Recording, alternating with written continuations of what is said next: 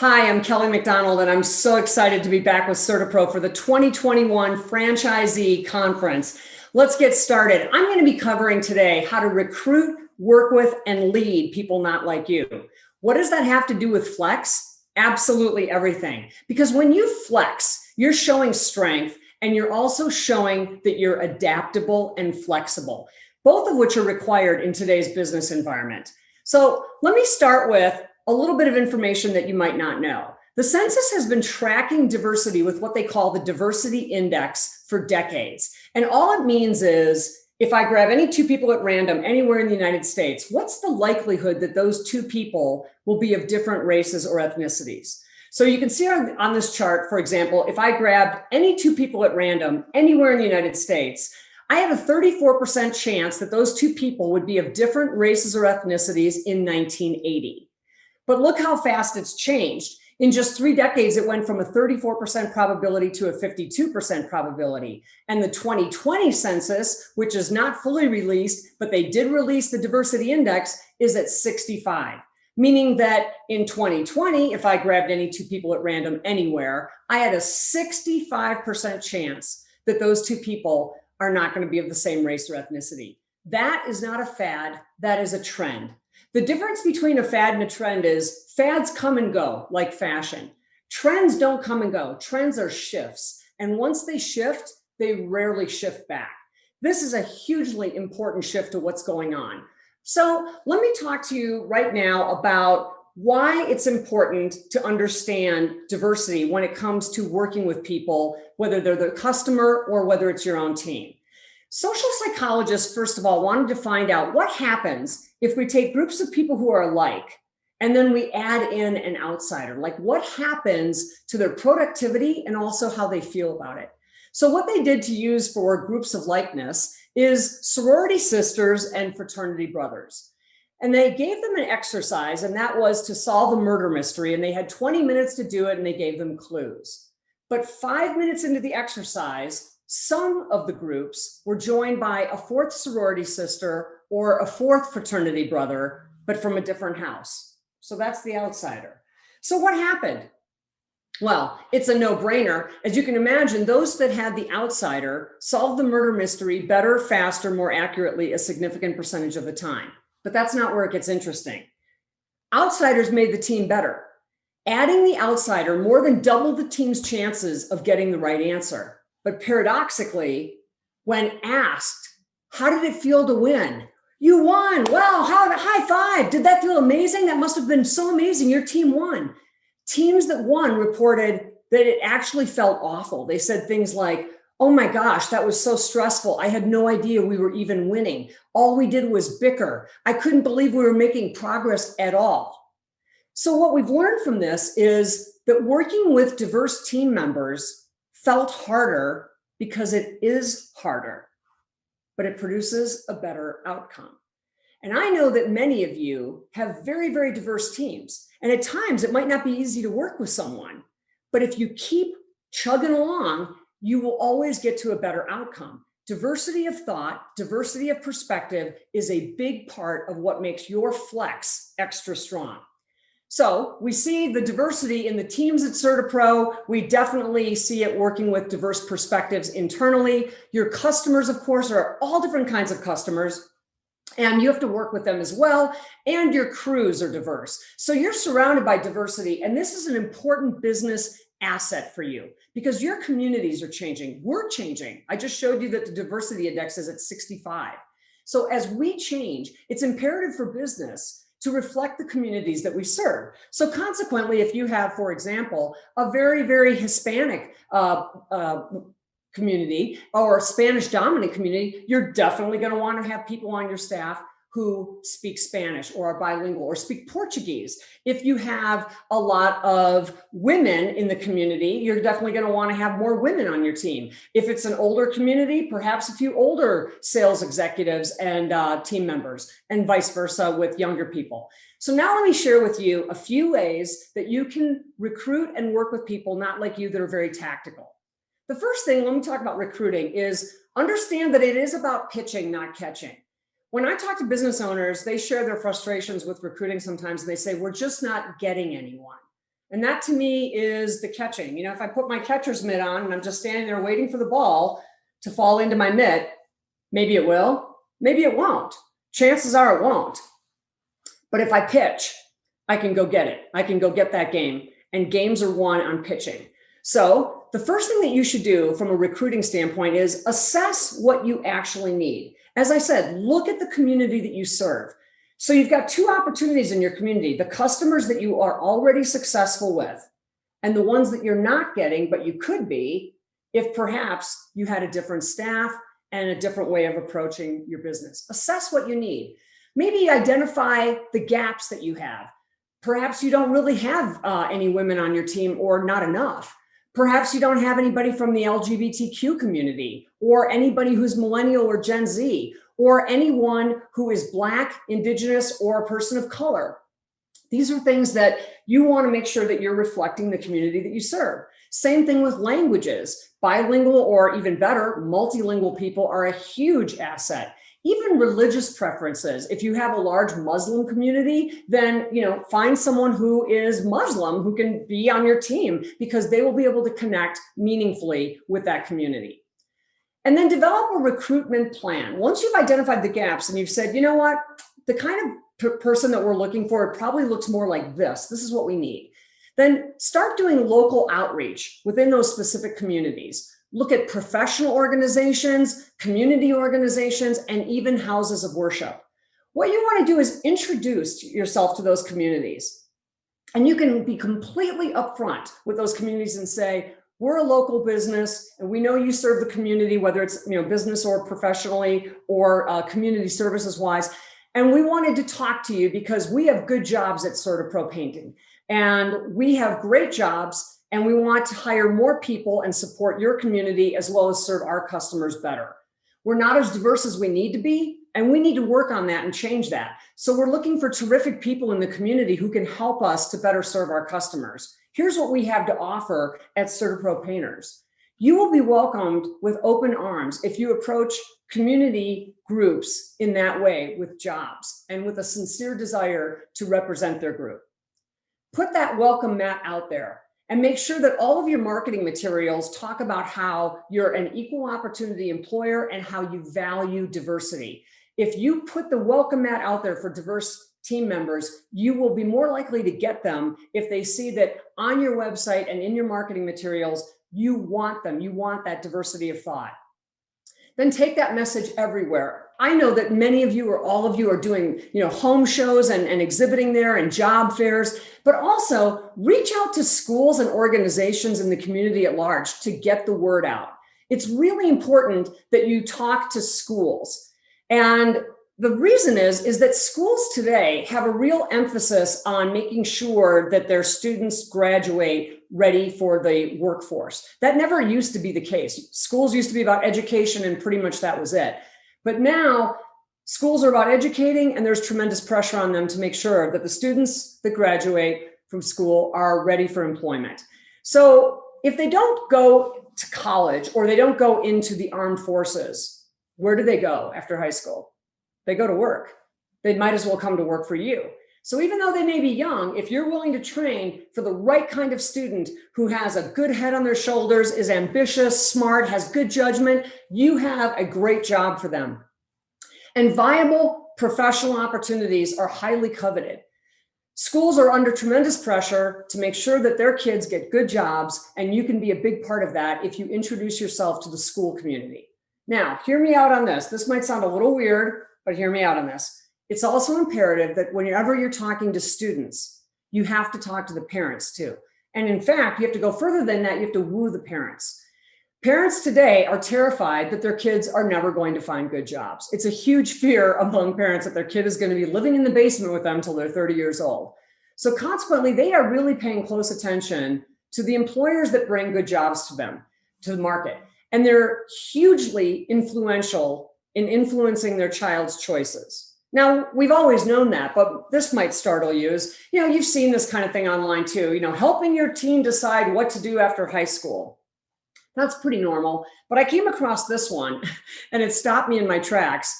3 ways to influence your child's career choice. This was online. And I don't know how old this kid is, but maybe 4. My point is, there are real websites that are talking about how parents can influence their child's career choice when the child is a toddler or a 4-year-old. It starts that young. And in fact, I've had clients that say that they tried to start talking to students when they were in college, and it was too late. The ship had already sailed. Some sort of professional track had already been chosen. So it's the time to get them is in grade school or high school.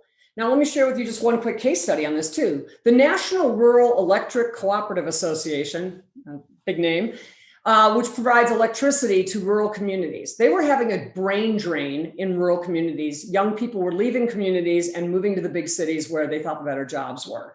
So what they discovered is that if they started educating parents about the professional opportunities at their cooperative, that if they could do that in grade school, it was effective. Again, high school was too late. Now, I'm going to share with you research that they did that proved to be absolutely golden. They did extensive, expensive research on what are the recruiting words that worked, not only with the candidates themselves, the potential candidates, but with the parents. And I share with you this list now. These are the hot words. Steady, solid, middle-class income or more, can begin working immediately. Technology and innovation are key. Continuous learning, entrepreneurial opportunities, and local. Literally, this is the script for the hot words to be successful in recruiting. And then additionally stressing that no experience is necessary, that there's training and certification, which we know is true of CertaPro painters, ongoing education, mentoring, and that good talent is rewarded. This is a tested, researched script. So use this when you're talking to people and when you're doing your own recruiting things, and talk to everyone all the time. The ABCs, always be closing. I think it should be ABR, always be recruiting. Every single person that you talk to about your business, whether it's your neighbor or whether it's a customer or a prospect, you should always, always be saying, we're always looking for great people at CertaPro Painters. And you never know where that kind of conversation can take you. Also, tout your awards and your accolades. It's so important. You have so many awards. You have so many accomplished franchisees and their teams. You want to make sure that people know that you're the best in class in the industry, and tout your community efforts. I've just gotten so much joy out of seeing all the graphics that are online for the really great community efforts that CertaPro painters do nationwide, whether it's a book drive, whether it's cure for the breast cancer. So the good things that you're doing in your local community to support your community, let people know. Now, let me shift and talk about building trust. This is really about building trust with your own team, but it obviously spills over into your customers as well. Building trust is important. Every management book in the world will talk about the importance of building trust. But psychologists have determined that there's not just one kind of trust, there's two. The first is called common trust. And common trust doesn't have to be earned. Every single one of us gives it and grants it to people every single day that we don't even know, we don't even think about it. It's the kind of trust that when I'm driving my car down the road, I have to trust that the person on the other side of the median, the other side of the road, is not going to cross the median and hit me head on. I don't know if that person's a good driver or not, but I just have to trust that they're going to do the right thing. If you pick up your food from a restaurant and take it home for takeout, you have to trust that that restaurant didn't poison you.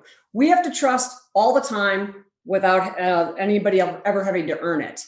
That's called common trust. But the kind of trust that leaders have, supervisors, team leaders, franchisees, the kind of trust that leaders have is called vulnerability trust. Now, vulnerability trust does have to be earned, and it has to be reciprocated and cultivated.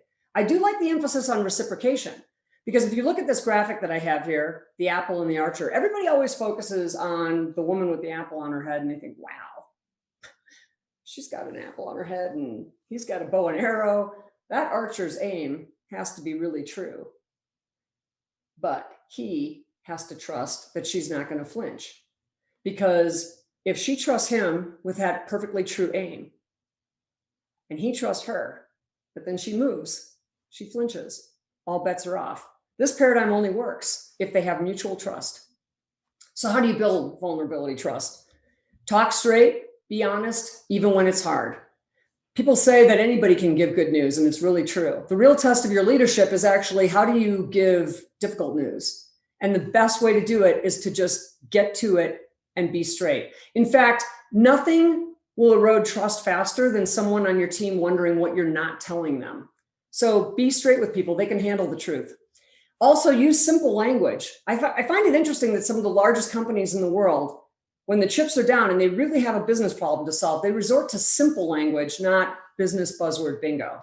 So here's a quick case study or story for you. Toyota is one of my clients, and Toyota will tell you that they don't sell cars, they make cars. Dealers sell cars. So they have to be very much tied in with their dealer body in order to be successful, just like CertaPro painters. Trucks are top sellers for Toyota, and they had a truck problem. Sales were off, and they're such high gross profit vehicles that when truck sales are off, the whole profit picture is off. You can't make up in profit with Corollas and Camrys what you're missing on trucks. So they called together a meeting of the top 30 dealers in the entire country. And I was at that meeting, and this is what happened. And this is exactly what happened. The senior VP of sales walked into the room and thanked the top 30 dealers for coming. And then he said, "We can't hit our sales numbers unless we hit our truck numbers." The dealers kind of took that in. And then Toyota followed it up with another simple statement, which was, "What do you need from us to help you sell more trucks?" Well, the dealers thought about it for 30 minutes and put their heads together. And they came up with a list of things that you would expect, like more training, more inventory on the top selling things, more marketing funds, salesperson incentives, special promotions. But I was blown away by this complex problem that they were having. And it was all down to 2 sentences. "We can't hit our sales numbers unless we hit our truck numbers. What do you need from us to help you sell more trucks?" Simple language wins the day, and it builds trust, because when you use simple language, there's no words to hide behind. It's out on the table and it's clear. So the third thing I want to talk about in terms of your ability to flex and how important it is in the marketplace now is giving people what they want. I mean, anybody is going to respond to a business that gives them what they want. So here's a few things, a few insights that I'm going to share with you that you can apply to working with people on your own team, or selling, if you're selling in sales, or to working with your customers. Working with women. Women value expansive choices. We actually like seeing all of our options. We are not overwhelmed when we're given lots of options. Quite the opposite. We feel empowered. I can look at 175 different colors of blouses, and I know I want the tangerine one, and I know it because I looked at all 175, and that's the one I want. Men, on the other hand, want their choices simplified. I always say, "Sorry guys, but I know why your clothes only come in 3 colors, black, navy, khaki." It's because the magic number for men is 3. And this is science. This is science. It's not, conjecture. 2 is not enough choice and 4 is too much. The magic number is 3. So men buy more electronics than any other consumer group. More flat screens, tablets, phones, cameras, all that stuff. Haven't you ever noticed that when you go shopping for electronics, all of the pricing is done in groups of 3? Even stuff that's not electronics, that's heavily marketed to men, like tires, is done in groups of 3. Why? Because it works. So here's how you might use this in business. If you have a woman who's a customer, or a prospect, I should say, and you're selling to her, you might say, "Here are all the different ways that we can do this job. And here's all the different timeframes that we have available on our schedule. Here's all the different paint options and all the different finish options." Give her everything. And if it was a guy, in that same scenario, you could say, "We have a lot of different options and a lot of different ways that we can do this, but let me give you my top 3 recommendations. Or our 3 most popular colors are, or the 3 best ways to approach this kind of texture on the wall is this." Give a man 3. If he wants more information, you can always give him more.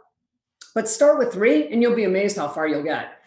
And personalized communication is what everybody wants right now. So in the spirit of, again, giving people what they want, since we can't be together right now, all we have is this, the ability to actually just see each other online. So that's very important. You're going to end up doing a lot of customer service and follow-up and a lot of general business online. But be aware that Zoom fatigue is real. It's not just real because we spend our days looking at a screen, but it's literally tiring for the eyes, and it's hard to just sit in a chair all day. So one of the things that I've been doing with my clients is asking them what's best for them. And so I will ask them when we set up a call, do you want that to be a regular call or would you prefer a video call? And it's interesting. Increasingly, I'm getting more people say, could we just do a regular call? I had a client who told me, if I can give you my full attention on a regular call, Kelly, and I can still just walk around my house and water my plants. So when you're setting up an appointment or talking to someone, just ask them, what would you like? Would you rather have an email or a text? Would you rather have a call? What kind of a call? Would you rather have it in the morning or the afternoon? Give people what they want in these small ways. And you're going to show that not only are you flexible, but you're putting their needs first. Now, here's what nobody wants anymore. Nobody wants your big, long, rambling email. Nobody wants it. Nobody wants it. We all get too much email anyway. And these days, it's one of our primary forms of communication. So we're all getting a lot. So shorter wins the day. Would you rather read this? Or would you rather read this? White space and bullet points are your friends because white space and bullet points allow me to visually skim through an email and find the action item that's in there for me. There are only two reasons that you send an email. You either want someone to know something or you want them to do something. So if that's the case, then why wouldn't you want them to get to what it is that you want them to know or do as fast as possible? White space and bullet points. In fact, we have acronyms that make our communication easier for all of us. LOL, BRB, TTYL. I don't know if you've seen this one. Too long, didn't read. So nobody actually reads anymore and we get too much. So dial it back on that. Number 4, working with your diverse team.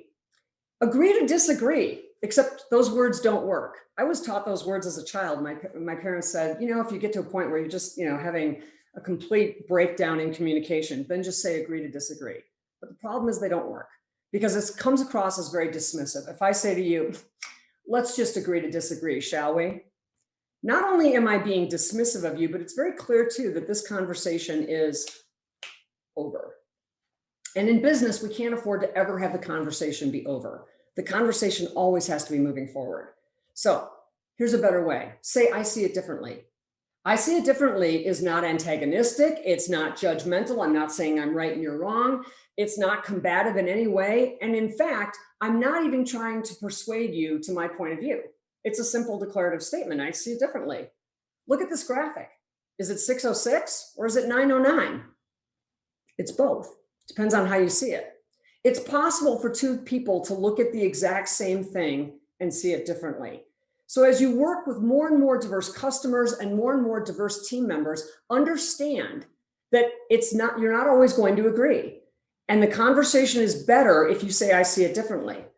Because if I say to you, I see it differently, here's what I promise you're going to say back to me. You're going to say, tell me how you see it. And then we're having a conversation and not a debate.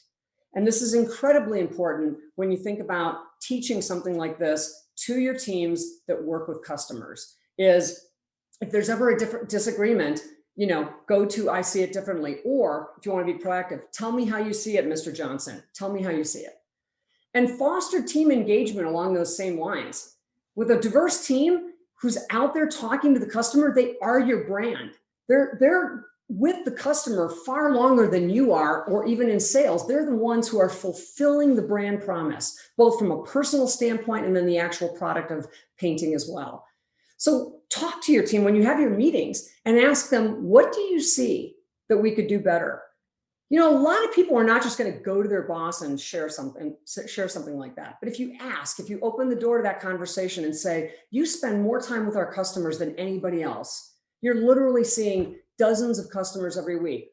What do you see that we can do better? Or what do we need to work on in the next 90 days? Or if our customers could change one thing about us, what do you think that would be? What would they say? Ask these questions and then ask them again and ask them again. This should be a continuous part of your dialogue with your team, because that's your connection to your customer.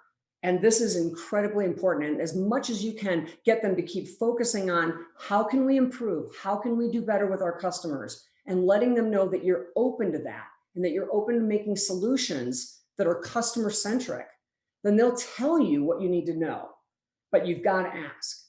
So wrapping up, a few things to leave you with and keep in mind. Working with people not like you can be challenging. It can be. but it produces a better outcome. And that has been proven in study after study after study. So even on a frustrating moment or a frustrating day, understand that the process that you're going through is an effective one when you're working with people who are not like you. Have conversations and not debates. Use "I see it differently" or "tell me how you see it." And give people what they want. I mean, especially your customers. But as a manager or a supervisor or a franchisee owner, give your team what they want. Women like expansive choices. For example, men prefer their options narrowed to 3, and everybody likes short emails. But find out how you can give your team or your customers what they want and then adapt to them. It's the ultimate in flexibility. Talk straight, use simple language, especially when you need to be clear and when you have tough information to give. And always be recruiting. Your strength is your team. They are the key link to the customer. The better you do with your team, the better they'll do with the customer. So always be recruiting, always be training, always be talking to your people, and always, always, always have the welcome mat out for new and diverse perspectives and new and diverse team members at CertaPro Painters. I want to leave you with my favorite proverb of all time, and that is an African proverb that says, if you want to go fast, go alone. If you want to go farther, go together. And that concludes this portion of the presentation. Thank you so much.